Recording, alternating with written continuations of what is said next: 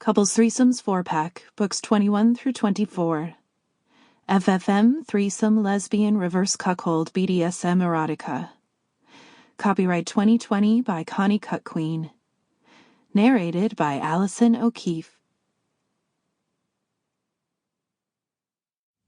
Airbnb, Couples Threesomes 21.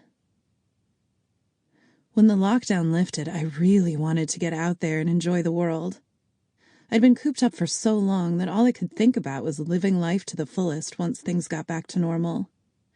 I vowed never to pass up an opportunity again. You just never know if it's the last chance you'll get. It was under this new philosophy that the trip to Portugal had fallen into my lap. I'd entered a prize draw for a travel company on a whim and wound up actually winning. I couldn't believe it when I opened the letter. It wasn't quite the $50,000 prize that I'd hoped for, but unlimited flights to and around Europe was a pretty good second prize. I didn't hesitate to take advantage of it. I found someone to rent my apartment from me while I was gone, and that was that. A month after the envelope landed on my doormat, I was winging my way to Europe. My first port of call was Lisbon. I don't know why, but Portugal, and Europe on the whole, had always held an allure to me.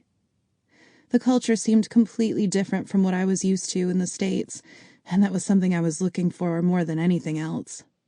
I wanted it to feel as though I was in another country, and there was no greater proof of that than stepping off the plane and into an unusual-looking airport.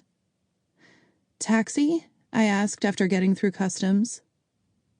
A swath of men in shirts descended, and it was up to me to choose one of them.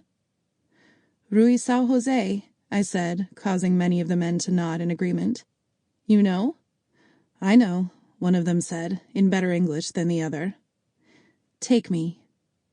As I walked away, the men dispersed. The idea of traveling alone was terrifying, and that experience hadn't exactly allayed my fears. My friends had recommended hotels to me, but I wanted my first night's sleep to be the best it could be. I didn't want to start my adventure all groggy and tired in a room full of people snoring. As such, I'd rented a room in someone's apartment, Mr. and Mrs. Allen, to be precise. Their profile on the website said they were an English couple who'd immigrated several years ago. They looked friendly in their pictures, but I guess they would. Nevertheless, I'd taken the gamble. "Rui São José?" I repeated again to the driver. "Yes," he said, and then he typed the address into his phone. "You know?" "I know," he said again, still typing. He didn't know, but he at least had the means of getting there. "How much?" He waved his hands as though the question wasn't important. Then he tapped the meter in the middle of the dash. "Okay," I said, and I sat back as he began the trip. I watched the quaint town approach in the distance and stared dreamily out of the window, wondering what the trip had in store for me. It felt as though each day would be a series of tests, but I was willing to meet them head on. I figured there was no better way of having an adventure than to thrust myself into it. The streets became thinner, and the buildings drew closer as we wound our way to the apartment of Mr. and Mrs. Allen. Rui São José was the kind of street I'd dreamt about when I imagined Portugal.